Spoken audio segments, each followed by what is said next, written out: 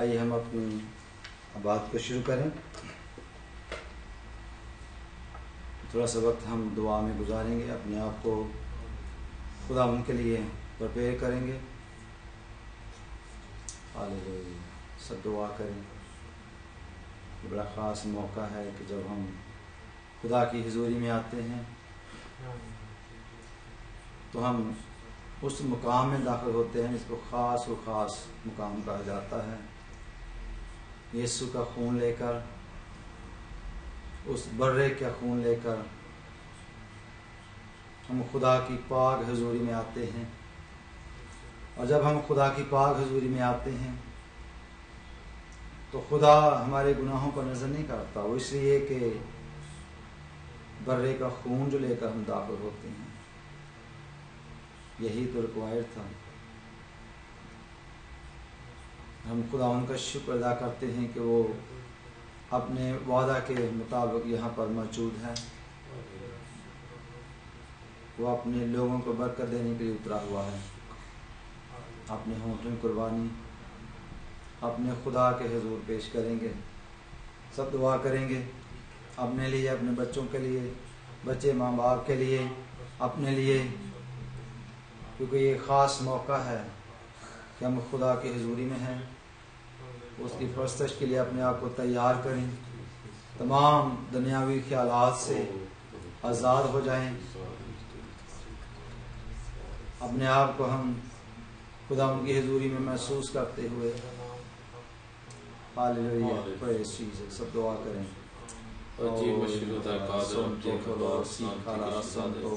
खुदा बाप हम तेरा शुक्र, तेरी तारीफ, तेरी तमजीद करते हैं इस वक्त के लिए, इस मौका के लिए खुदा बाप तूने बख्श दिया कि हम तेरे सुंदर कदमों में झुक सके। गो के खुदा बाप हम इस लायक नहीं थे, लेकिन तेरे बेटे यीशु के वसीला से खुदा बाप हम इस काबिल ठहरे। खुदा बाप हम तेरी हजूरी में आ सके। खुदा बाप तूने कहा मेरे नाम पर 2 या 3 इकट्ठे होंगे, मैं वहाँ पे मौजूद हूँ। खुदा बाप तू अपने वादे के मुताबिक यहाँ पे मौजूद है। खुदा बाप हम तेरा शुक्र, तेरी तारीफ, तेरी तमजीद करते हैं तेरे बेटे यीशु के लिए जो इस दुनिया में आ गया। खुदा बाप उसके मार खाए जाने से, उसके खून बहाए जाने से, उसके कांटों का ताज पहने जाने से, उसके पसली में नेजा खाए जाने से, उसके खुदा बाप हाथों पांवों में कील ठुकवाने से, उसकी पीठ पे कोड़े खाए जाने से, उसके लान तान होने से खुदा बाप हमने शिफा पाई है, हमने निजात पाई है। खुदा बाप हम तेरा शुक्र, तेरी तारीफ करते हैं। खुदा बाप हमें ये खुदा यीशु में ये खुदा बाप दलेरी है कि हम दलेरी के साथ खुदा बाप तेरी हजूरी में आ सकते हैं, क्योंकि यीशु ने कहा दरवाजा मैं हूँ। खुदा बाप हम यीशु में से होकर यीशु के नाम से खुदा बाप तेरी हजूरी में आते हैं, तेरी कोर्ट में आते हैं। खुदा बाप मैं तेरा शुक्र, तेरी तारीफ करता हूँ और खुदा बाप तुझे धन्यवाद कहता हूँ कि यीशु मसीह में ये हमें खुशी है कि हम जब चाहें, जिस वक्त चाहें खुदा बाप हम तेरी हजूरी में आ सकते हैं। खुदा बाप मैं तेरा शुक्र, तेरी तारीफ, तेरी तमजीद करता हूँ। खुदा बाप मैं इस वक्त हाजिर जमायत को खुदा बाप तेरी हजूरी में लेके आता हूँ। इनको हर एक जान को खुदा बाप मैं तेरे बेटे यीशु के पाक और पवित्र लहू में छुपा देता हूँ, उसी लहू में जो उसने हमारी खातर सलीब पर बहा दिया। खुदा बाप मैं तेरा शुक्र, तेरी तारीफ करता हूँ, तुझे धन्यवाद कहता हूँ इन सारे बच्चों के लिए। खुदा बाप अपने तमाम तर अजीज रिश्तेदारों के लिए, इस कलीसिया के लिए खुदा बाप जिनको तूने हमें दिया है। खुदा बाप मैं तेरा शुक्र करता हूँ कि तूने हमें बच्चों जैसी नेमत दी है, तूने हमें ये मेरास दी है। बच्चे तेरी तरफ से मेरास हैं। खुदा बाप हम इनके लिए बरकत की दुआ चाहते हैं तेरे बेटे यीशु के नाम में। खुदा बाप इनको बड़ी अक्ल दनाई बख्श ताकि ये तुझ में बढ़े और फलें और तेरा नाम इज्जत और जलाल पाए इनकी जिंदगी से। खुदा बाप इस वक्त मैं तेरे पाक रूह को वेलकम कहता हूँ। खुदा बाप तेरा पाक रूह इस जगह पर आए और हर एक जान को आसूदा करे, हर जान को खुदा बाप अपनी पाक रूह का मसा दे, अपने पाक रूह की खुदा बाप हजूरी में ले चल हमें। खुदा बाप अपने पाक रूह से भर दे ताकि खुदा बाप हम तेरे पाक रूह से मामूल होकर खुदा बाप तेरे साथ चल सके, तेरी वर्शिप कर सके। खुदा बाप हम इस वक्त तेरी हजूरी में हैं, हम चाहते हैं कि खुदा बाप तू अपना दाहिना हाथ बढ़ा और हमें बरकत दे। खुदा बाप ब्लेस कर खुदा बाप, हमें ब्लेस कर खुदा बाप। आज हमारा तेरे हजूर में तेरी तारीफ करना, वर्शिप करना, तेरे कलाम को सुनना और उस पर गौर करना खुदा बाप, तेरे हजूर बखूर की मानत पहुंचे खुदा बाप। खुदा बाप हम तेरा शुक्र, तेरी तारीफ, तेरी तमजीद करते हैं। Hallelujah, hallelujah, praise Jesus, hallelujah. खुदा बाप तेरा शुक्र, तेरी तारीफ हो, तेरी तमजीद हो। ओ प्रेज जीसस, हालेलुया, हालेलुया। हमारा भरोसा है, यीशु के नाम, यीशु के नाम, यीशु के नाम। आमीन, आमीन। अभी हम ज़बूर नंबर 1 गाएंगे। ओ धन है जो न मानदा है सलाह शरीरां दी, ना टोरदा है ओ बुरियां दे राह उत्ते कदी भी। आइए हम सब खड़े हो जाएंगे खुदावंद की तारीफ में। ये ज़बूर बुलंद आवाज से गाएंगे। साम नंबर 1। ओ धन है जो ना मानदा है सलाह शरीरां दी।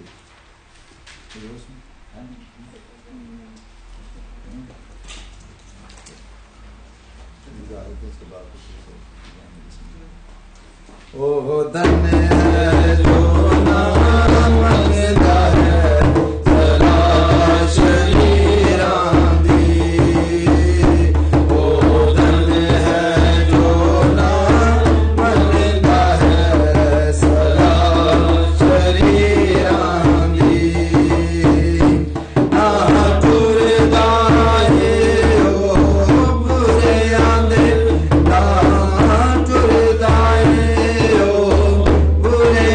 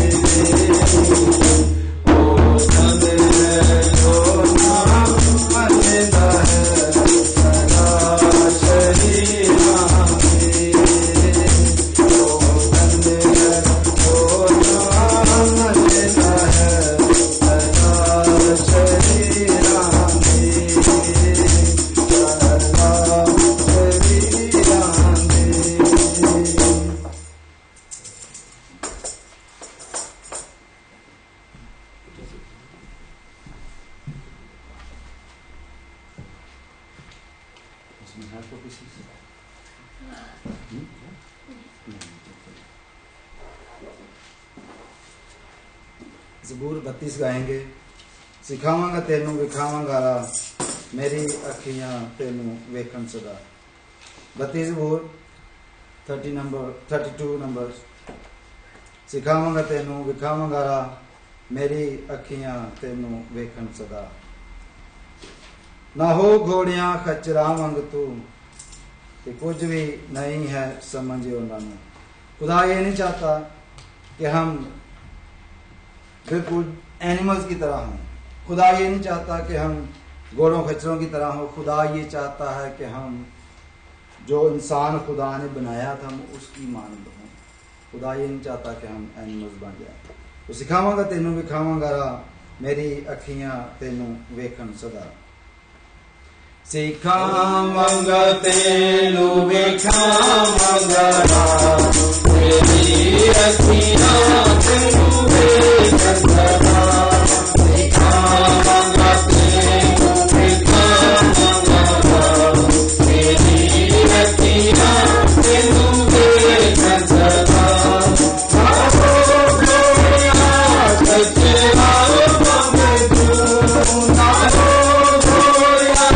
कचरा संग दूं के कुछ भी नहीं है समझ जानूं, के कुछ भी नहीं है समझ जानूं। सिखावांगा तेनू विखावांगा राह, मेरी अखियां तेनू वेखन सदा। वादा है ओ ना बाबा, वादा है ओ ना दाता। ना देखा तुम्हें को ना देखा, ना देखा तुम्हें को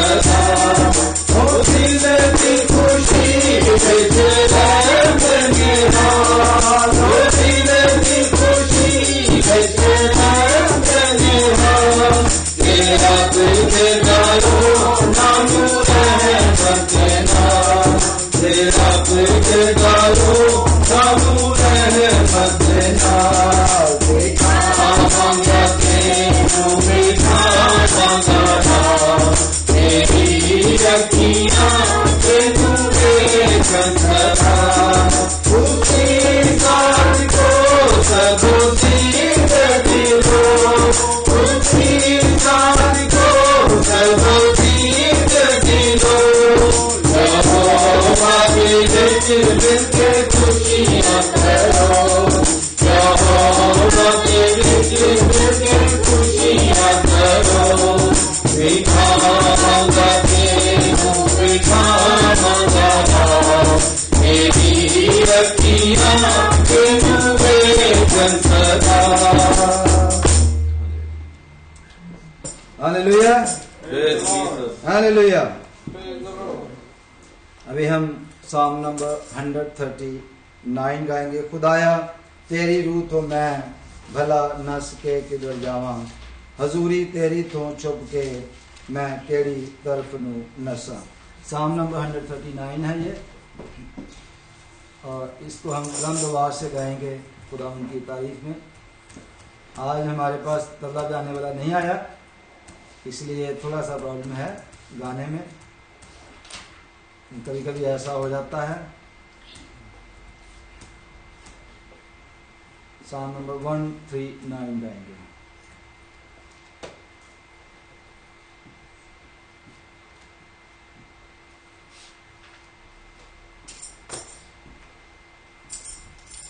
खुदाया तेरी रूह तो मैं भला नस के किधर जावा हजूरी तेरी तो चुप के मैं केड़ी तरफ न नसा।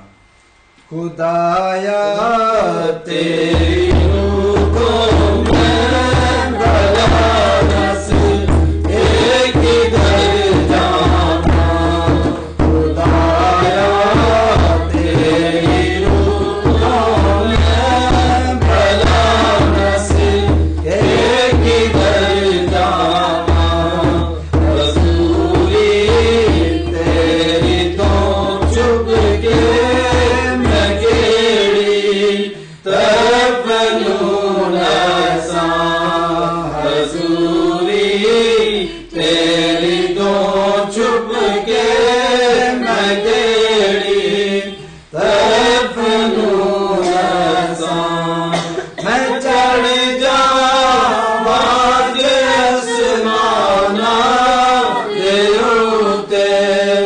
होते है तूरी मैं चढ़ जावा आसमाना दे होते है तूरी बिछावा बिस्तरा पाताल दे विच होते है तूरी बिछावा बिस्तरा पाताल दे विच होते है तूरी समुंदरों बाहर जा उतरा सुबह दे पंखा नू फैला समुंदरों पार जा उतरा सुबह दे पंखा नू फैला तेरो थे भी तेरा हाथ मैनू या रब राह खावेगा तेरो थे भी तेरा हाथ मैनू या रब राह खावेगा खुदाया तू करेगा दस्तगीरी आप मेरी खुदाया तू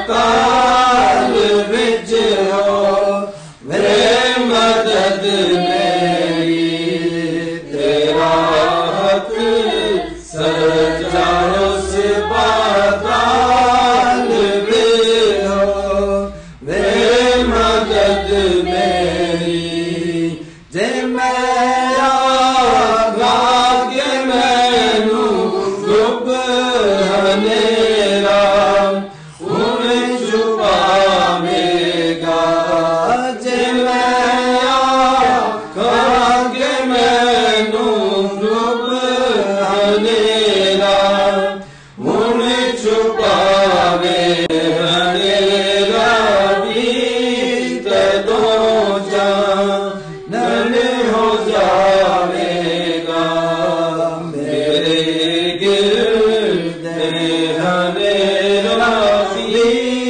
तदो जानन हो जावेगा नहीं है सामने तेरे हनेरा गुप हनेरा भी नहीं है सामने तेरे हनेरा गुप हनेरा भी हनेरी रात तेरे सामने है भाग जानन भी हनेरी रात तेरे सामने है भाग जानन भी खुदाया तेरी रूहों में भला नसीब किधर जावा हजूरी तेरी तो चुप के मैं केड़ी तरफ नून आइए हम एक बार फिर अपने सर खुदा की हजूरी में झुकाते हुए खुदा से दुआ करेंगे और खुदा के सामने अपने आप को खोलेंगे। हालेलुया। तो इस चीज़ सब दुआ करेंगे, खुदा उनकी तमजीद करें, उसकी तारीफ करें, अपने होंठों कुर्बानी खुदा के सामने रखें। खुदा उनका कलाम फरमाता है खुदा अपने मुंह को खोल तो मैं उसे खूब भर दूंगा। शर्त यह है कि मैं अपने मुंह को खोलें, उससे मांगे, उससे गुफ्तगू करें और उसकी हजूरी में आए। हालेलुया। Praise Jesus. जो अपने मुंह को खोलता नहीं उसका मुंह भरा नहीं जाता, और जो अपने मुंह को खोलता है खुदा आसमान के दरीचे खोलकर उसको बरकत देता है। Hallelujah. Oh yes yes Lord. Hallelujah. क्योंकि खुदा तू ही हालेलुया। खुदा तेरी तारीफ हो, तेरी हमद हो, तेरी सिताइश हो खुदा, क्योंकि हम दो सना के लायक तेरा शुक्र अदा करते हैं। खुदा बाप तू ही यहोवा यरी है, तू ही हमारा प्रोवाइडर है खुदा बाप। खुदा बाप हमारा ईमान, हमारा तवक्कुल जिंदा खुदा है, जो बादशाहों का बादशाह है, जो रब्बुल अफ़वाज है, जो कादिर मुतलक खुदा है, जिसने कहा मैं हूँ तो हूँ, जो यहोवा यरी कहलाता है, जो हमारा प्रोवाइडर है, जिसने कहा जिंदगी की रोटी मैं हूँ, जिसने कहा हमेशा की जिंदगी का पानी मैं हूँ, जिसने कहा अंगूर का हकीकी दरख्त मैं हूँ। खुदा हम तेरा शुक्र, तेरी तारीफ, तेरी तमजीद करते हैं क्योंकि खुदा तूने कहा कि जो कुछ तुम मेरे नाम से मेरे बाप से मांगोगे वो तुमको मिल जाएगा। खुदा हम यीशु के नाम से तुझसे मांगते हैं खुदा बाप अपनी मुट्ठी को खोल खुदा बाप अपनी रूह की बारिश को हम पर कर खुदा बाप, ताकि खुदा हम तेरे रूह से भरे खुदा बाप और तुझे और गहरे तौर पर जाने खुदा बाप। ओ खुदा बाप तूने कहा जो कुछ तुम जमीन पर बांधोगे वो आसमान पर तुम्हारे लिए बन जाएगा। खुदा बाप हम इस वक्त हर एक शैतानी ताकत को तेरे यीशु नाम से बांधता हूँ खुदा बाप, तुम माफ कर इब्लीसी कूदते तेरे बेटे यीशु के नाम से हमसे दूर रहे, क्योंकि खुदा बाप हम जब तेरे बेटे यीशु के खून में छुप जाते हैं तो तुम माम तर इब्लीसी कूदते, तुम माम तर शैतानी ताकतें, तुम माम तर देखिए देखी कूदते, तुम माम तर डीमंस, तुम माम तर बदी की रूहें, तुम माम तर नेगेटिव सोचें तेरे बेटे यीशु के नाम से और तेरे बेटे यीशु के रूह के वसीला से और तेरे बेटे यीशु के पाक पवित्र लहू से की वजह से खुदा बाप हमसे दूर रहती है, क्योंकि खुदा बाप हम तेरे बेटे यीशु के पाक पवित्र लहू में छुप चुके हैं। खुदा बाप हम तेरे खुदा बाप उन लोगों के लिए मैं दुआ करता हूँ खुदा बाप जो बीमार है, खुदा बाप उनको तेरी हजूरी में लेके आता हूँ खुदा बाप, क्योंकि खुदा बाप तुझसे शिफा निकलती है, खुदा बाप तू शिफा का मंबा है, क्योंकि खुदा बाप तूने कहा रात बात की दुआ से जो बड़े बड़े काम हो सकते हैं, बड़े बड़े मौजे हो सकते हैं, बड़ी बड़ी बीमारियां दूर हो सकती हैं। खुदा बाप एलिया हमारी तरह का इंसान था, जब उसने तुझसे दुआ मांगी तो खुदा बाप तूने उसके कहने से मींह को न बरसाया, बल्कि तूने मींह को रोक के रखा ताकि खुदा बाप तेरा जलाल तेरे बंदे एलिया की वजह से तेरा जलाल जाहिर हो।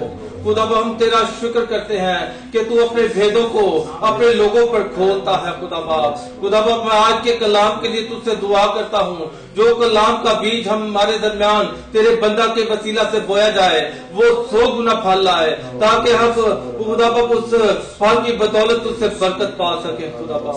खुदा बाप हमारे दरमियान में मौजूद है खुदा बाप, क्योंकि ये तेरा वादा है जहाँ मेरे नाम पर 2 या 3 इकट्ठे होंगे मैं वहां पे मौजूद हूँगा। खुदा बाप तू यहाँ पे मौजूद है, हमारा ईमान है कि तू यहाँ पे मौजूद है। ये सब कुछ मैं तेरे बेटे खुदा यीशु के कादिर नाम से मांगता और पा लेता हूँ। आमीन आमीन हालेलुया आमीन। तशरीफ रखें। खासतौर पर भाई शौकत को और उसकी फैमिली को हम यीशु के नाम में वेलकम करते हैं, और साथ ही बताता चलूँ कि आज हमारे ज़्यादा जो मेंबर हैं वो यहाँ नहीं है, कुछ जो है वो बैरी आइलैंड गए हुए हैं। अभी फ़ोन पे मेरी बात हुई थी थोड़ी देर पहले, तो वो लेट हो गए, उनको लगे वापस मुश्किल है पहुँच सकें, पहुँच गए तो पहुँच जाएंगे। Anyway we will continue. और जैसा कि हम खुदा के कलाम में से सीख रहे हैं, सीड के हवाले से हम सीख रहे हैं। और जो पिछली 2 स्टडीज़ में मैंने बताया था कि खुदा का जो कलाम है इसको समझने के लिए हमें स्पिरिचुअल हार्ट और माइंड की ज़रूरत है। हमें अगर ये कैमरा मेरी तरफ घुमा दे तो अच्छा है। लोग मैं नीचे चला गया। तो हमने 2 तरह के जो सीड हैं उसका देखा था बाइबल मुकद्दस में से। अगर आप मेरे साथ निकाल लें पैदाइश की किताब उसका 3रा बाब और उसकी 15वीं आयत जो है, इस पर हम गौर कर रहे हैं। काफ़ी दिन हो गए हैं, हमें काफ़ी वीक हो गए हैं, इसी एक आयत पर हम जो है वो गुफ्तगू को जारी रखे हुए हैं। पैदाइश 3रा बाब उसकी 15वीं आयत पर। तो इसमें मैं इसलिए वापस गया हूँ ताकि भाई शौकत आ जाए हैं, उनको भी थोड़ा मालूम होगा कि हम कहाँ से बात कर रहे हैं। और यहाँ से हमने अपनी स्टडी को शुरू किया था कि 2 तरह के यहाँ पर जो सीड हैं वो बयान किए गए हैं, और इसको हिब्रू बाइबल में और जो इंग्लिश बाइबल है उसमें भी ट्रांसलेट सीड ही किया गया है, और हमारी उर्दू बाइबल में इसको नस्ल जो है वो बयान किया गया है, यानी उसको और इजी समझने के लिए नस्ल का लफ्ज़ जो है वो इस्तेमाल किया गया है। इब्रानी में ये सीड ही है, और हमारी इंग्लिश बाइबल में भी सीड ही इस्तेमाल जो है वो हुआ है। तो यहाँ पर हम 2 तरह के सीड देखते हैं। एक तो है औरत की नस्ल से, और हम सब जानते हैं कि जो औरत है वो सीड कैरी नहीं करती, इसलिए ये साइन बख्शा गया था कि औरत की नस्ल से एक शख्सियत आएगी। ओके, और दूसरा जो है वो कौन सा सीड है? सरपेंट का, यानी वो शैतान का जो सीड है उस पर हम गुफ्तगू कर रहे हैं। और 2-3 संडे हो गए कि हम इस पर गुफ्तगू करते करते यहाँ पर पहुंचे हैं कि we are born of not the corruptible seed but incorruptible seed, hallelujah, through Jesus Christ।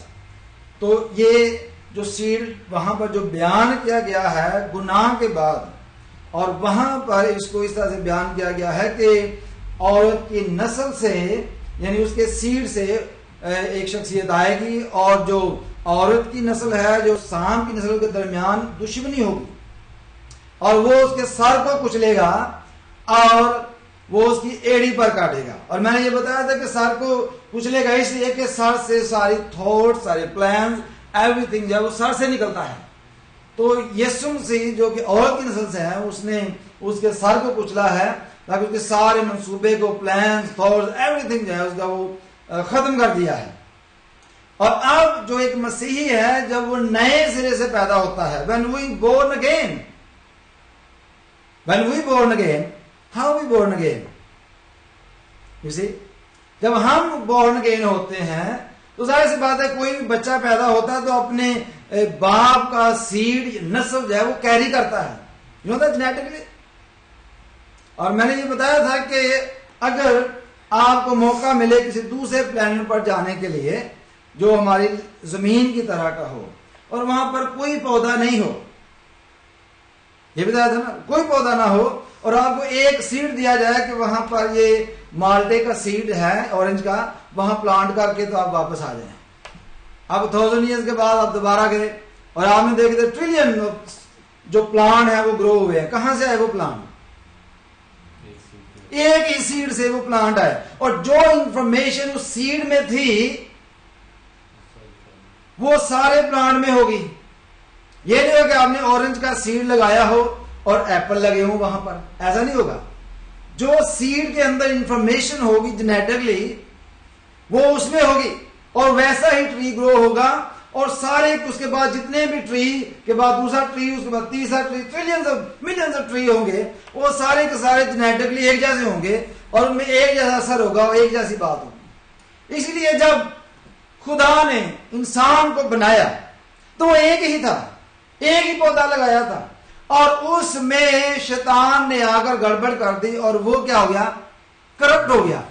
और उससे जितने भी इंसान से पैदा हुए थे, और वो सारी करप्शन जो थी इंसान के अंदर थी, इंसान के अंदर वो सारी की सारी जो जेनेटिकली जो इंफॉर्मेशन थी वो सारी की सारी जो थी वो इंसान के अंदर थी।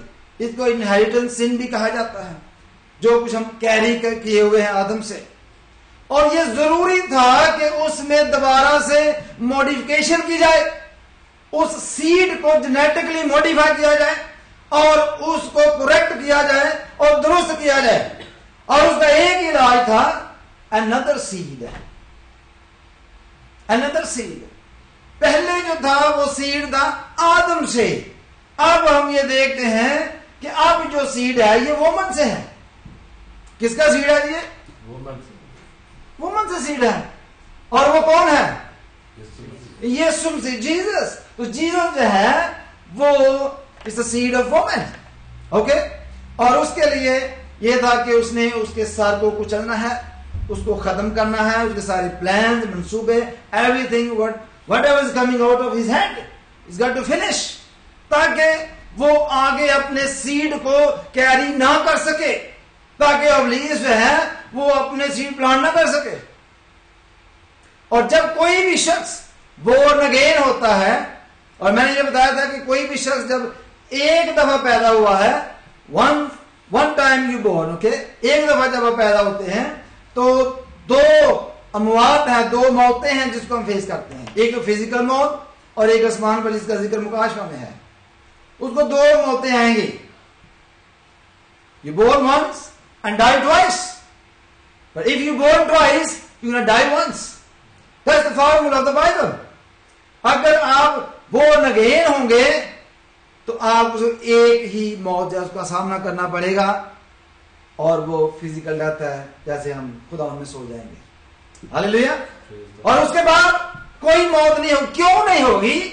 इसकी खास वजह है, अगर आप बोर्न अगेन होंगे, दोबारा से आपका जन्म होगा, तो आप आदम से जन्म नहीं लेंगे, क्योंकि वो करप्टेबल सीड है। And you going to born from what? Incorruptible seed, which is our Lord Jesus Christ. Hallelujah. हम यीशु में पैदा होते हैं। जो शख्स दोबारा से पैदा होता है वो यीशु में पैदा होता है। जब हम यीशु में पैदा होते हैं तो जो कुछ उस सीड में है, द इंफॉर्मेशन, जेनेटिकली इंफॉर्मेशन जो सीड में है, we are carrying the same thing in our life. Hallelujah. If he is righteous, we are righteous. Hallelujah. If you want to see First Peter निकाले, पहला पत्रस पहला बाब और उसकी 23rd वर्स जो है वो पढ़ेंगे। पहले भी हमने पढ़ी है, क्योंकि आज का जो सर्मन है इससे रिलेटेड है। मैं इसको सिर्फ थोड़ा सा बैक ले गया हूं ताकि आपको पता चले कि हम कहां से पढ़ रहे हैं, कहां से सीख रहे हैं। हालेलुया। क्योंकि तुम फानी तुखम से नहीं, क्या लिखा जी? तुखम किसे कहते हैं? सीड को। तुम फानी तुखम से नहीं, करप्टेबल सीड से नहीं। कौन से सीड से? बल्कि गैर फानी तुखम से, खुदा के कलाम के वसीला से जो जिंदा है, कायम है, नए सिरे से पैदा हुए हो। कैसे नहीं पैदा हुए हैं? एक जो भी शख्स नए सिरे से पैदा होता है, कैसे पैदा होता है? करप्टेबल सीड से नहीं। कौन से सीड से? गैर फानी इनकरप्टेबल सीड से हम नए सिरे से खुदा के जिंदा कलाम के वसीला से हम पैदा होते हैं। हालेलुया। और हमें पैदा किया गया है यीशु मसीह ने। खुदा यीशु मसीह ने हमें इस काबिल किया है कि हम उसकी रास्तबाजी को कैरी करें। कैसे? Many Christians don't understand these things. When we said we are righteous, when I said I'm righteous, people don't understand this. Why I'm saying this? Because I'm carrying genetically everything what Jesus carrying, because I am born of Him.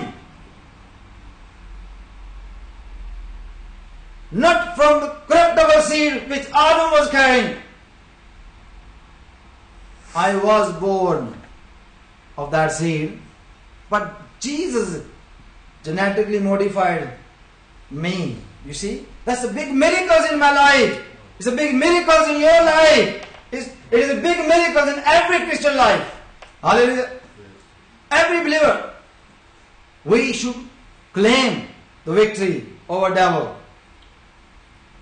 यीशु मसीह ने जो काम किया है, हमारा जो seed है वो modified हो चुका है। हम करप्टेबल सीड से पैदा नहीं हुए, हम इनकरप्टेबल सीड से पैदा हुए हैं, गैर फानी तुखम से पैदा हुए हैं। और जो गैर फानी तुखम है वो यीशु मसीह है, वो औरत की नस्ल से है, वो पाक है, वो रास्तबाज है, वो सलामती का शहजादा है। So we are, hallelujah, we are the Prince of Peace. We have belonged to the royal family.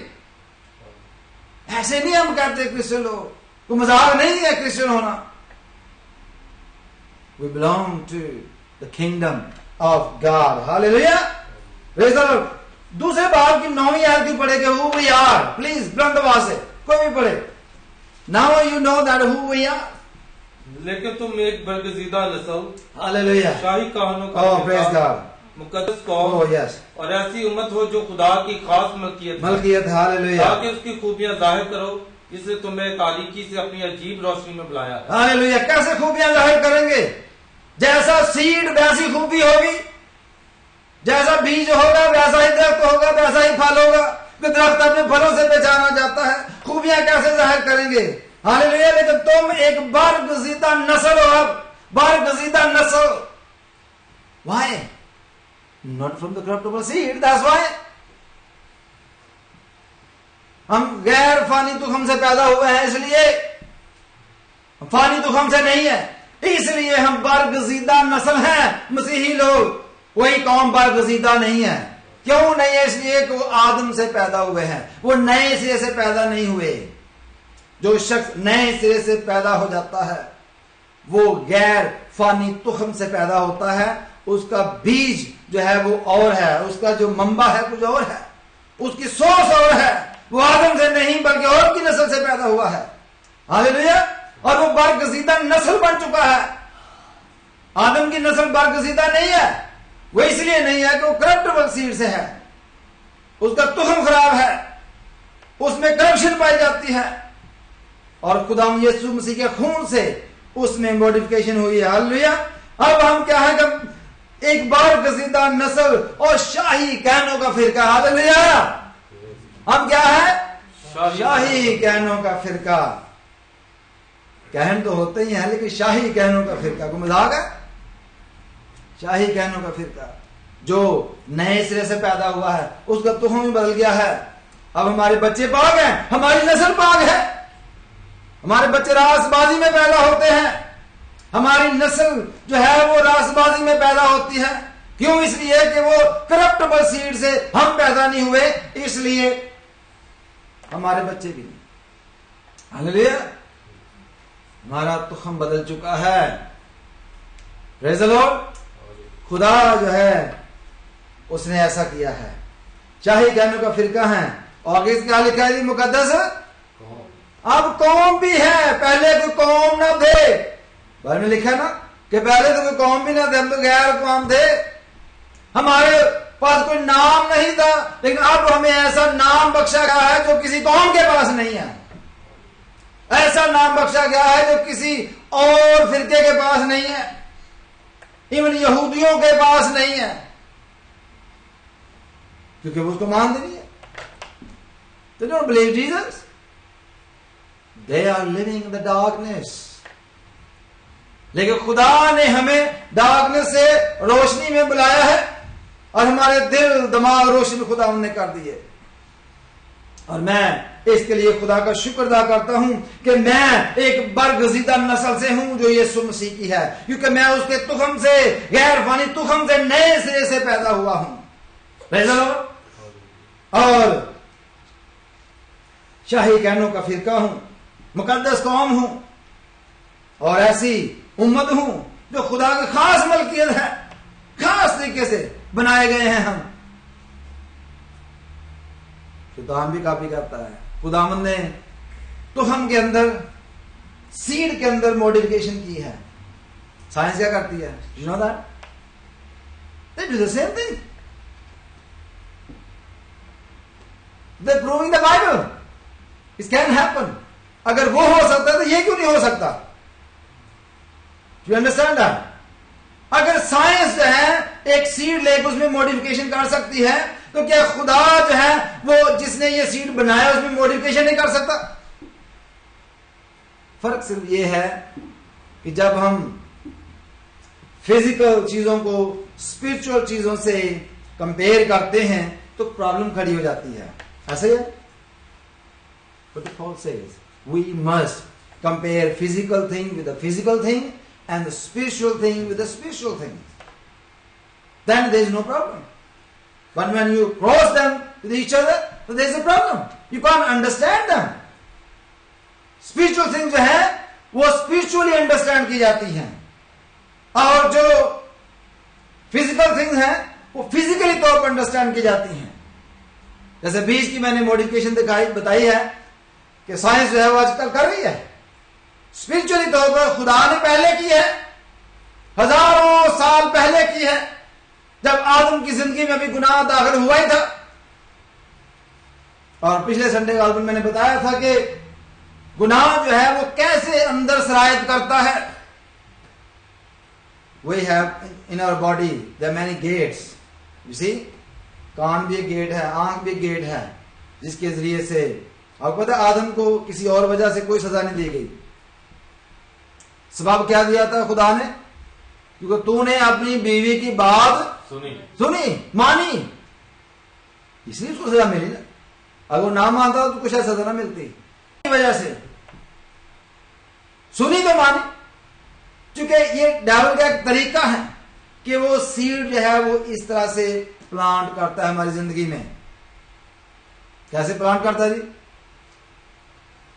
कान के जरिए से, आंख के जरिए से वो प्लांटिंग का काम उसने जारी किया हुआ है। अब हम सीड की बात करते हैं, मत्ती की इंजील में चलेंगे जो आज का संबंध था, उसमें हम देखते हैं 13वें बाब की पहली आयत से लेके 9वीं आयत तक। भाई हमारा पर नजर,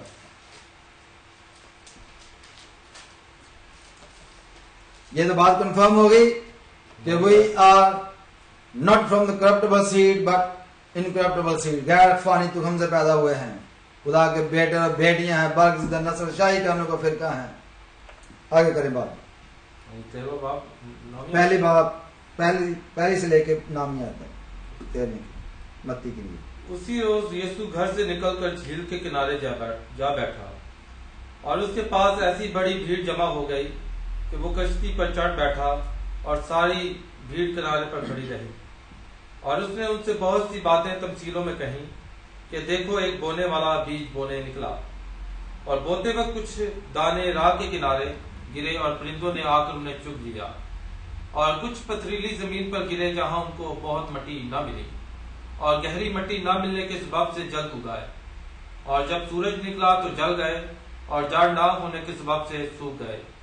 और कुछ झाड़ियों में गिरे और झाड़ियों में बढ़कर उनको दबा लिया, और कुछ अच्छी जमीन में गिरे और फल लाए, कुछ 100 गुना, कुछ 60 गुना, कुछ 30 गुना। जिसके कान हो वो सुन ले। Praise the Lord. जिसके कान हो वो सुन ले। क्यों सुन ले? कि कान के जरिए से ही ये जो स्पिरिचुअल बीज है ये अंदर दाखिल होता है। हालेलुया। अब यहां पर हमने देखना ये है कि यीशु मसीह ने ये बीज की तफसील क्यों कही, क्या जरूरत थी? इवन शिकायत भी आगे देखें तो पूछते हैं कि ये क्या मसला है। बीज बोने वाले की तमसील, बीज का क्या तल्लक है? बीज का ही तो तल्लक है। और यीशु मसीह यही समझाना चाहता है कि बीज जो है ये 2 तरह का है और 2 ही ऐसे एरिया हैं इंसान के जिसके अंदर बोया जाता है। ओके, अगली स्टडी में हम खोलेंगे इसको, आज सारे नहीं आए फिर वो मिस करेंगे कि जो सीड है ये इंसान की बॉडी के अंदर 3 मेन एरियाज हैं। ओके, एक हम पीछे से शुरू करेंगे क्या, स्पिरिट, अंदर से शुरू करते हैं। स्पिरिट है, हमारी सोल है और हमारा माइंड है। ठीक, ये जो 3 एरिया है इसको भी हमने देखना है। चौथा एरिया जो है वो दिल है। ठीक, इसको भी हमने देखना है। माइंड को भी देखना है, माइंड को भी देखना है। ठीक, तो ये बातें जो अगली स्टडी में हम कवर करेंगे। ओके, क्योंकि जो कलाम का बीज जो है, जो शैतान बोता है उसका अपना कलाम है, जो खुदावंद का कलाम है वो खुदावंद का कलाम है। जब वो बोता है तो उसके अपने तरीके हैं। उसमें थोड़ा सा आपको टच देता हूं कि अगर आप कोई ड्रामा देख रहे हैं, फिजिकली तौर पर टीवी देखते हैं, तो आपको समझ आना चाहिए कि टीवी जो है या जिसने वो सीरियल लिखी है वो क्या करना चाहता है। बेसिकली तौर पर वो आपके माइंड में सीड प्लांटिंग का काम कर रहा है। और many people they repeat their dialogue, you know that. जो कुछ बोला जाता है वो आप बोलते हैं, आप ना भी बोले तो आपकी जुबान पर आ जाते हैं। हम गाने सुनते हैं, बाज़ दफा आप अपनी नींद में गाने गाते हैं, बाज़ दफा आप वैसे गाना गाते हैं, बाज़ दफा आप बाथरूम में गाने गाते हैं, बाज़ दफा आप किचन में गाने गाते हैं, बाज़ दफा गाड़ी में गाने क्यों गाते हैं? Why? Where these things come from? You understand that? Where these things come from? आप सवाल जवाब नहीं करते अपनी किचन में बैठ के, जब स्कूल में पढ़ते हैं नहीं ना करते।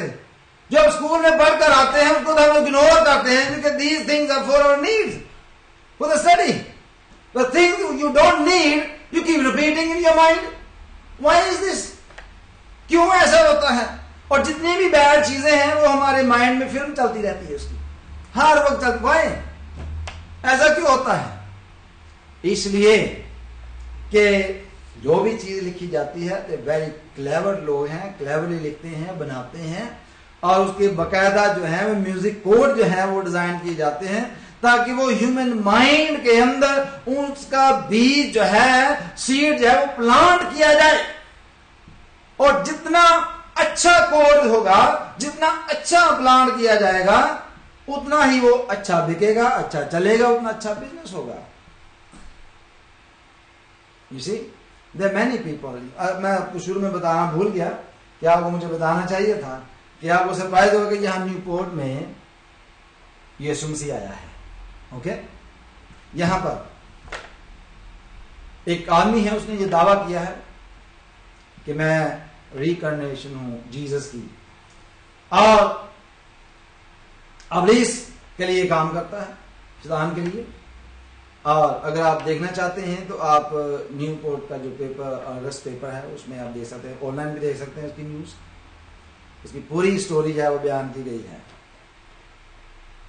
ठीक, इस तरह के काम होंगे। ये क्यों आते हैं? क्या करना चाहते हैं? अबलीस के एजेंट क्या करना चाहते हैं? Why they are saying this thing? They are trying to plant the wrong seed in your brain. अब जो कुछ ब्रेन में होता है वो कहां जाता है? अंदर उतरता जाता है, आपकी सोल में उतरता है। और जो कुछ सोल में होता है वो स्पिरिट में जाता है। You see, there are many people, अगली स्टडी में हम कवर करेंगे कि सोल एंड स्पिरिट जो है, ये इनमें बहुत सारी सिमिलरिटी है, ये आपस में एक दूसरी कॉपी करते हैं। ये मैं आपको बताऊंगा बाइबल में से, और वो किस तरह से करते हैं इसको पता नहीं चलता कि अब ये मेरी बात जो सोल से आ रही है या स्पिरिट से आ रही है। तो ये एक एक्चुअली प्रैक्टिस है एक बिलीवर की, या एक जो ईमानदार है वो इसको तजर्बे से मालूम करता है। तो बात हम ये कर रहे हैं कि यीशु मसीह ने बीज बोने वाले की तमसील जो है वो बयान की है। अब बीज बोने वाला जब बीज बोने निकलता है, अब देखें, अब इब्लीस और तो कुछ कर नहीं सकता, चूंकि सीड में वो मॉडिफिकेशन नहीं कर सका। जैसे पहले कर दी थी, बागे एदन में कर दी, और उस आदम से जितने भी लोग पैदा हुए वो करप्टेबल पैदा हुए, वो गुनहगार पैदा हुए। अब यहां पर इस बीज बोने वाले की तमसील को समझने की जरूरत है। वो ये है कि ये बीज बोने वाला जो है, ये इब्ने आदम इसको कहा गया है, या यीशु मसीह है। और खेत जो है, ये पूरी दुनिया खेत है। हालेलुया।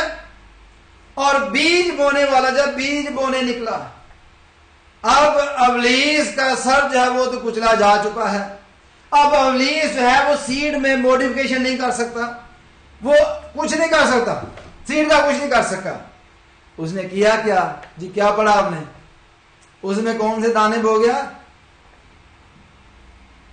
फसल में फसल मिक्स कर दी, बीज में बीज मिक्स कर दिया, कड़वे दाने बो गया। अब उसमें मॉडिफिकेशन नहीं कर सका कि कर दी उसने, बीज नहीं खराब कर सका। ईमानदार जो है, उस पर तूफान आए, आंधियां आए, कुछ भी हो जाए, उसका कुछ नहीं वो बिगाड़ सकता। उसको अब गुनहगार डिक्लेयर नहीं कर सकता, क्योंकि उसके खोले हुए को कोई बंद नहीं कर सकता और बंद किए को खोल नहीं सकता। हालेलुया। जिस सीड में उसने मॉडिफिकेशन कर दी है, अब उसमें कोई मॉडिफिकेशन नहीं कर सकता, क्योंकि इब्लीस का तो सर ही कुचल दिया गया है। उसकी सोच, उसकी थॉट्स, उसके प्लान, उसके सब कुछ है वो फेल हो चुके हैं। अब सीड में सीड मिक्स कर दिया उसने, और इसीलिए आपको चर्चेस में सीड में करप्शन नजर आती है। क्यों नजर आती है? क्योंकि बीज में बीज मिक्स कर दिया गया है। दूसरा सूर्य ये कहता है कि वो थे तो हम में से, निकल इसलिए गए को हम में से थे नहीं। क्योंकि चर्चेस जो हैं, अब उसमें कड़वे दाने भी मौजूद हैं, उसमें ईमानदार भी हैं, अब उसमें मॉडिफिकेशन नहीं होगी, बढ़ेंगे तो सारे के सारे। क्या होगा? जो बीज बोया गया है वो ग्रो होगा। अब मालिक के पास आकर क्या कहा गया? हालेलुया। देखें 24वीं आयत में से हम देखते हैं 13वें बाब, मत्ती 13 बाब 24 में लिखा है, उसने एक और तमसील उनके सामने पेश करके कहा कि आसमान की बात है उस आदमी की मानदा जिसने अपने खेत में अच्छा बीज बोया, not a corruptible seed but incorruptible seed बोया। उसमें कोई करप्शन नहीं थी, अच्छा बीज, गैर फानी तुखम जो है वो बोया गया। मगर लोगों के सोते में उसका दुश्मन आया। हालेलुया। किसका दुश्मन आया जी? बीज बोने वाले का, जो बीज उसका नहीं, बीज बोने वाले का दुश्मन आया। और पैदाइश की किताब 30 बाब की 15वीं आयत में हमने क्या पढ़ा था कि मैं तेरे दरमियान और औरत की नस्ल के दरमियान क्या डालूंगा? अदावत किसे कहते हैं? दुश्मनी डालूंगा, दुश्मनी डालूंगा। वो तेरे साथ तो कुछ लेगा और तू उसकी एड़ी पर काटेगा। वैसे एड़ी काटना, उसको कुछ कर नहीं सकता, मामूली नुकसान पहुंचाना, कुछ नहीं कर सका। और क्या हुआ कि लोगों के सोते में, अब यह गौर करना, बीज बोने वाले ने अच्छा ही बीज बोया, तो सोए हुए कौन है? हेलो, हम सोए हुए हैं लोगों के सोते में। लोगों को जागते रहना चाहिए था, ईमानदारों को जागते रहना चाहिए था, पहरा देना चाहिए था, ध्यान रखना चाहिए था। इसलिए हमारे साथ के जो कुछ कमजोर ईमान वाले हैं उनमें आकर वो कड़वे दाने पी जाता है। जब उनमें कड़वे दाने आ जाते हैं तो गड़बड़ हो जाती है। निकान आया और वो साथ कड़वे दाने बो गया। प्रॉब्लम मान गई ना, यहां पर कड़वे दाने बो गया। बस जब पत्तियां निकली और बालें आई तो वो कड़वे दाने भी दिखाई दिए। जब वो बीज जो है वो ग्रो हुआ, जब तक वो जमीन के अंदर था पता ही नहीं चला, क्योंकि वो तो सोते में आप सोए हुए थे तो वो प्लांट कर गया। लेकिन बोने वाले ने तो सही बीज लगाया था, लेकिन साथ साथ लोगों के अंदर दूसरा भी वो बीज बो गया। जब वो उसकी पत्तियां निकली, वो थोड़ा सा ऊपर आया तो नजर आने लगा। ये बात याद रखें कि whenever you plant the seed you don't need to do anything, it will grow itself। जब भी आप गंदी फिल्म देखें, कोई भी ऐसी चीज देखें, जब वो गंदा सीड जो है आपके दिमाग में बो दिया जाएगा, you don't need to grow anything, it will grow itself, आपकी जरूरत के मुताबिक। मैंने पिछली स्टडी में बताया था कि ऐसे जादू मंत्र करने वाले लोग होते हैं, उन्हें मोहल्ले में एक दो औरत या कुछ आदमी रखे होते हैं, वो ऐसे ही जाकर शख्स की तारीफें करते हैं, कुछ नहीं किया होता। वो ऐसे जाकर मोहल्ले में लोगों के सामने तो बड़ा पहुंचा है, ये है वो है। अब वो प्लांट कर रहा है, सीड प्लांट कर रहा है, उसका अभी तक कोई कंज्यूमर नहीं मिला, but he planting the seed all the time. When the need come, when the hard time come in your life, you start searching for that man. See, you don't need to grow that seed, it will grow itself. वो अपने आप से उगेगा, आपके दिमाग से बात करेगा, लो भी टाइम आ गया, ढूंढो उसको, then you will go toward that person. Okay? You going there? आप वो अमल करेंगे, जो प्लान किया गया था वो सामने आएगा, उगेगा। तो बेहतर ये होता है कि अपने अंदर किसी को प्लान ना करने दें, ना टीवी को, ना बुरे लोगों का, ना किसी दूसरी शख्सियत को, या किसी तीसरे बंदे को, किसी को अपने अंदर किसी भी तरह का बुरा सीड प्लांट ना करने दें। अपने कान उसके लिए इस्तेमाल ना करें, आंखें उसके लिए इस्तेमाल ना करें। देखिए शैतान ने क्या किया था, जब औरत के साथ बात की तो उसने कान इस्तेमाल किया सुनने के लिए। अगर वो ना सुनती उसकी बात, सुनना जो होता है ये कन्वर्सेशन में शामिल होना है, कन्वर्सेशन में शामिल होना, फेलोशिप डेवलप करना है। जब फेलोशिप डेवलप करते हैं then you listen to each other, you build trust on each other. That was the problem with woman, she listen to the devil, she established the fellowship with him, she listen carefully, then he convince her कि nothing going to happen to you. God knows कि जब भी ये बात होगी और तुम खुदा की मानद बन जाओगे, you will be like God, don't worry about this, and a seed was planted there, and then she used her eyes, आंखों को खुशनुमा देखने के लिए, अच्छा सब कुछ ठीक है, खा लिया। उसके बाद आदम ने भी खा लिया, उसकी बात मान ली, सुन ली, वो भी सजावार ठहरा और वो भी ठहरी। सिंपल सी बात है। अगर वो ना सुनती, ना वर्शिप बिल्डअप करती, तो इसलिए जो ईमानदार है उसको अपने दोस्त देखकर चुनने चाहिए। ईमानदार जो है उसको चर्च देखकर चुनना चाहिए। एक ईमानदार जो है उसको सब कुछ देखकर चलना चाहिए, वरना वो भटक जाएगा। उसमें कड़वे दाने बो दिए जाएंगे और वो उसको उगने के लिए टाइम नहीं लगेगा। मैंने बहुत सारे ईमानदारों को देखा है, very devoted to the church, very nice people. वे कड़वे दानों की वजह से पहले वो खुदा के लोगों की तारीफ करते हैं, खुदा की तारीफ करते हैं, लेकिन जब कोई अच्छा टाइम गुजर जाता है, बुरा टाइम उनकी जिंदगी में आ गया, कोई ऐसी बात होगी, वही लोग खुदा के खिलाफ बातें करते हैं, वही लोग खुदा के खादमों के खिलाफ बातें करते हैं। You see how this happened? Because of the corruptible seed was planted in their mind. जब टाइम आया तो फिर ही उगेगा ना। बुरा टाइम आपके ऊपर आ गया तो वो भी उगाया। इसी तरह जब दुश्मन जो है आपके सोते में कड़वे दाने बो जाता है तो टाइम पर उगता है। बीज जो है उसको उगाने की जरूरत नहीं, वो खुद ही खुद उग जाता है। हालेलुया। जब वो पड़ा तो फिर हम देखते हैं जब वो पत्तियां निकली, बालें आई, तो वो कड़वे दाने भी दिखाई दिए। अब क्या होता है, घर के मालिक के नौकरों ने आकर उसे कहा कि खुदावंद, क्या तूने अपने खेत में अच्छा बीज नहीं बोया था? और फिर ये कड़वे दाने कहां से आ गए? क्या तूने सही काम नहीं किया था? क्या अच्छा जो गैर फानी तुखम था वो नहीं लगाया था? अब ये जो तुखम है ये कहां से आ गया? ये बीज जो कहां से उगाया है, इसका क्या करना है वो मैं बताओ। अब मालिक का जवाब सुन ले, उसमें कड़वे दाने कहां से आ गए? उसने उनसे कहा ये किसी दुश्मन ने किया है। नौकरों ने उसे कहा तू चाहता है कि हम जाकर उनको जमा करें? उसने कहा नहीं, ऐसा ना हो कि कड़वे दाने जमा करने में तुम उनके साथ गेहूं भी उखाड़ डालो, यानी अच्छे जो दाने वो भी उनका नुकसान ना हो जाए। अभी आप रहने दो, अब जो होना था वो हो गया, इनको अब जरा बढ़ने दो, बीज तक पहुंचने दो। खुदा ने क्यों कहा कि इनका बीज बनने दो, इसके ऊपर फल लगने दो, ताकि मालूम तो हो कि किस किस तरह का जो कड़वा दाना है वो लगाया गया है।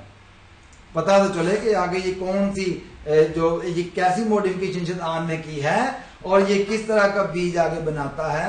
अब बीज समेत पूरे जो है जब कटाई करेंगे पूरे का पूरा अलग कर देंगे। प्लान देखे खुदा का। आप जो है क्या करेगा, खुदा क्या करेगा, आगे लिखा है।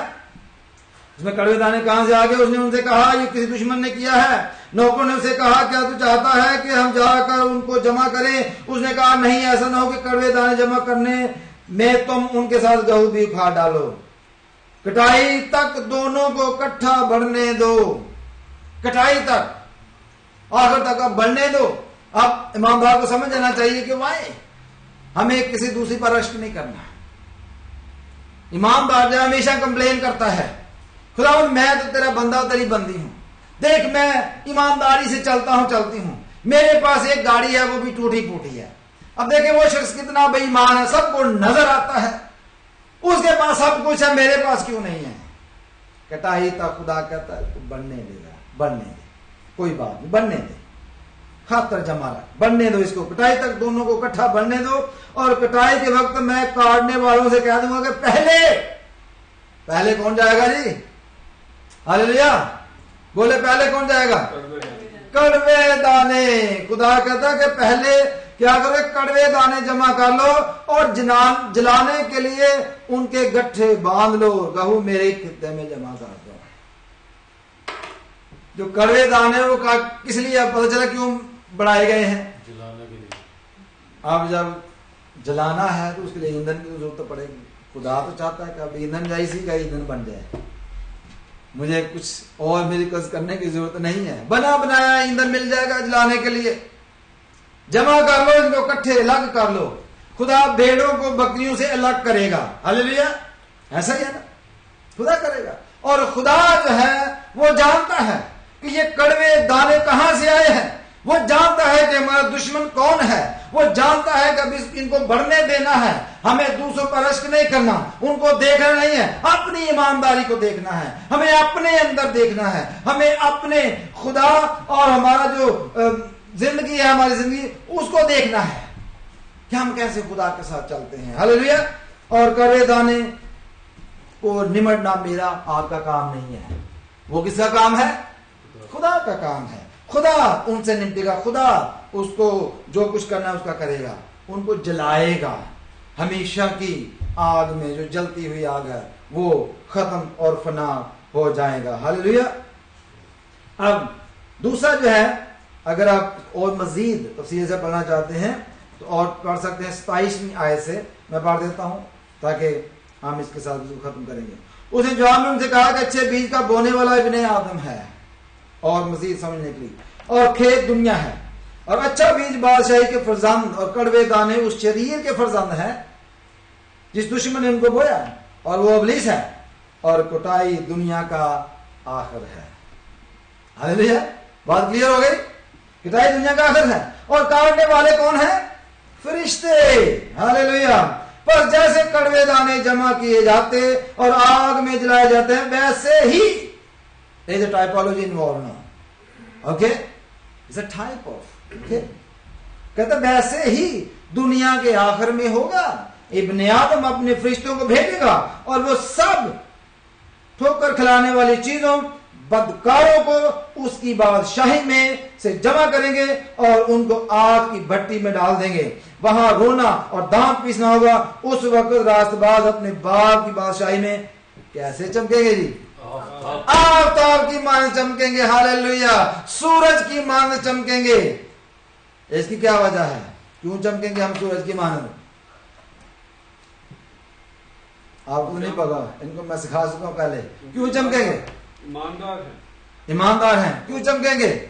यीशु का चेहरा कैसा है प्रकाशवा में? आफताब की मानद। आफताब की मानद है। उसका चेहरा बिजली की मानद है, उसका चेहरा आफताब की मानद है। दानियल ने देखा उसका चेहरा इस तरह का था, आग की मानद है, और उसके लोग भी आफताब की मानद चमकेंगे। हालेलुया।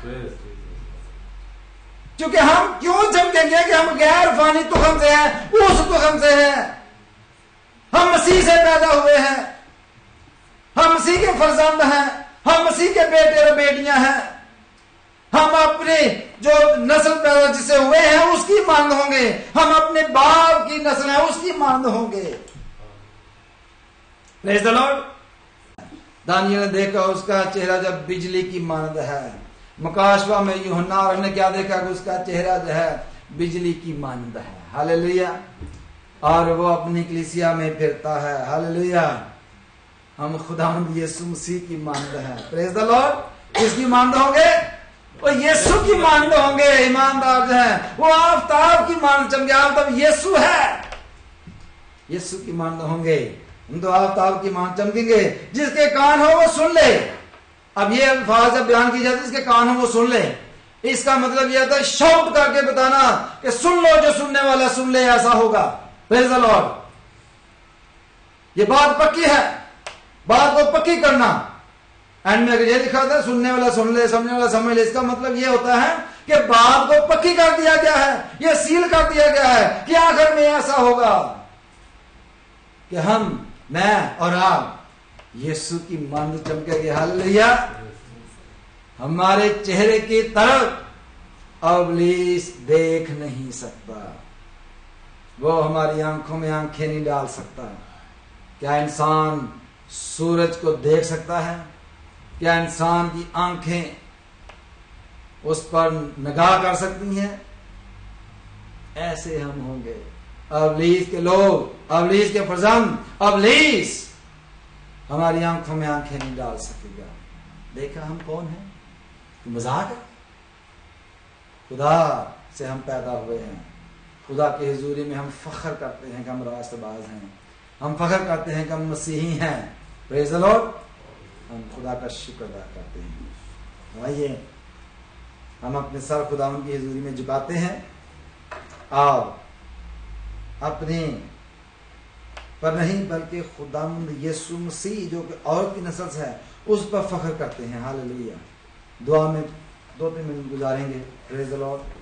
और जैसा कि हमने सीखा है कि हम बरगजीदा नस्ल हैं, शाही गहनों का फिरका है, मुकद्दस कौम है। हमारा स्टेटस बदल चुका है, हमारा बीज बदल चुका है। हमें खुदा यीशु ने मॉडिफाइड कर दिया है।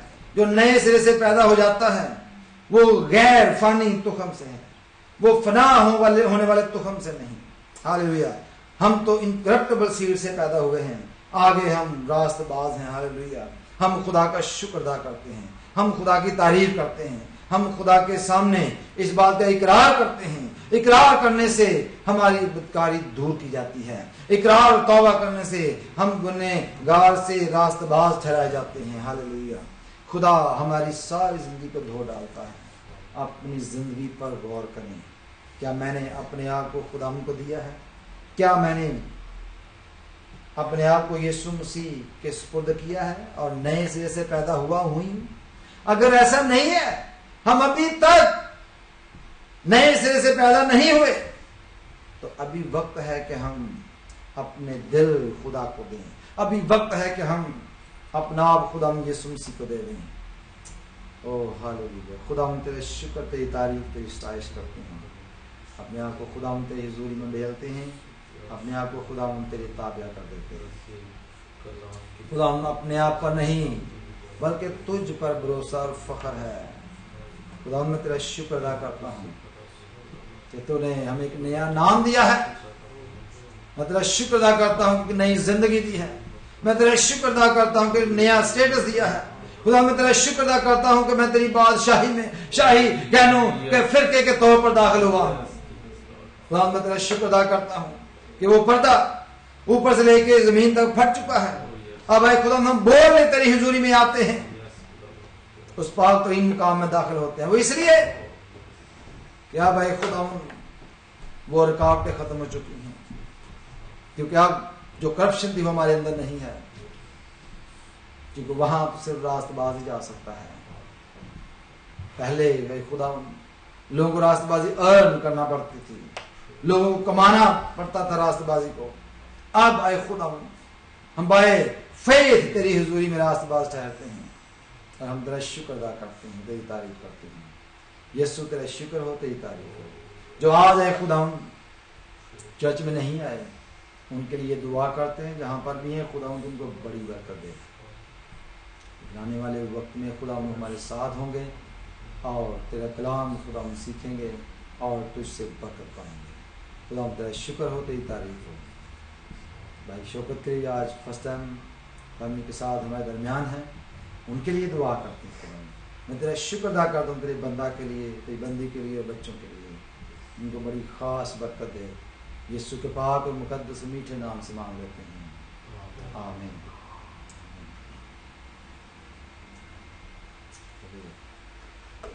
अभी हम आखिर में ज़बूर 141 गाएंगे। यहोवा मैं पुकारता हाँ, मेरे वल तू चेतिया। और इसी के दौरान हम अपने हदिये खुदावंद के हजूर पेश करेंगे। यहोवा मैं पुकारता हाँ, मेरे वल तू चेतिया।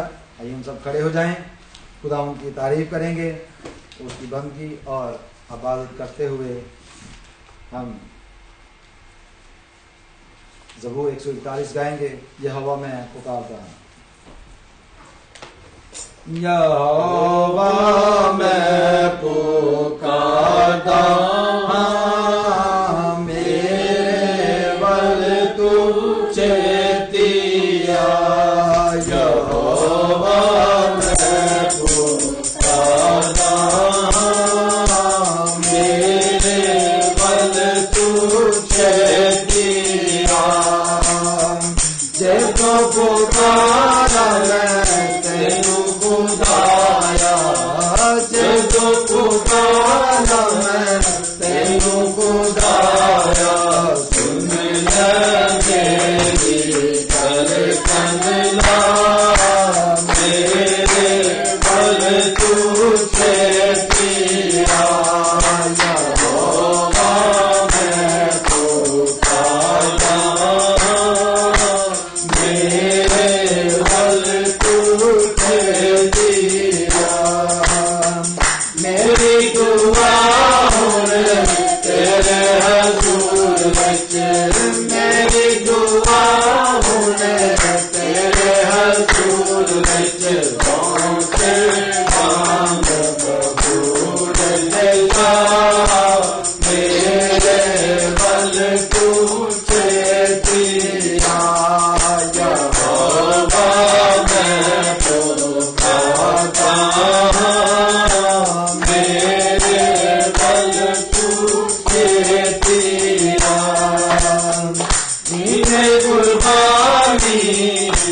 समाधि होवे जीवे कुर्बानी समाधि होवे बस चुकते तुम ना दुआ मेरे बल तुझे दिया यहोवा मैं पुकारा मेरे बल तुझे दिया मेरे होना भी करक वाली मेरे होना भी करक वाली भूल में गवान बैठा मेरे बल तुझे दिया यहोवा मैं पुकारा मेरे बल तुझे दिया दिल ना होवे मेरा बलिद मायल दिल ना होवे मेरा बलिद मायल ना जा मेरे बल तुझे दिया यहोवा मैं पुकारा मेरे बल तुझे दिया खानायो ना बदल खाने खानायो ना बदल खाने होना भी तो ना एक गिरा मेरे बल तुझे दिया यहोवा मैं पुकारा मेरे बल तुझे दिया यीशु मेरे बल तुझे दिया यीशु मेरे बल तुझे दिया। मैं दरख्वास्त करूँगा आखिर में भाई यूनस से कि वो दुआ में रहनुमाई करेंगे। भाई यूनस। Hallelujah hallelujah. मेहरबान यीशु तेरा शुक्र और तेरी तारीफ हो आज के कलाम के लिए आज की सारी बरकत के लिए जो तूने खुदावंद ने बख्शी। तेरा शुक्र और तेरी तारीफ हो तो अपने वादों का सच्चा खुदावंद है। तेरा शुक्र और तेरे बंदा के लिए खुदावंद और तेरे खास बरकत को मांग लेते हैं। खुदावंद हजूर उठाते हैं खुदावंद को अपने हजूर से कबूल फरमा। खुदावंद खुदा से ब्लेस कर खुदा को जहाँ के इस्तेमाल होता है खुदावंद तेरी खुशखबरी और तेरी नाम ऊँचा करने के लिए खुदावंद खुदा देने वालों को बहुत ज़्यादा बरकत दे। खुदावंद का कमाई पर का घरानों पर खानदानों पर आपको बर्खास्त बरकत बख्श खुदावंद खुदा आज इस बात को बहुत ज़्यादा बरखास्त से मारा मार कर खुदावंद खुदा तेरा शुक्र और तेरी तारीफ हो। खुदावंद को आइंदा भी हमें मिल बैठ कर खुदावंद खुदा वहाँ मिलकर खुदावंद खुदा इबादत करने का फर्ज रखना। खुदा के सुन्नत कबूल कर मांगते तेरे प्यार बेटे अपने खुदावंद यीशु मसीह के नाम से आज हमारे बाप जो आसमान पर है तेरा नाम पाक माना जाए तेरी बादशाही आए तेरी मर्जी जैसी आसमान पर भी जमीन पर भी हमारे रोज की रोटी आज हम दो जिस हम अपनों को माफ करते हैं तो भी हमारा कसूर माफ कर हमें ज़िम्मेदारी न पड़े बल्कि बुराई से बचा क्योंकि बादशाहत कुदरत और जलाल हमेशा तेरी है आमीन।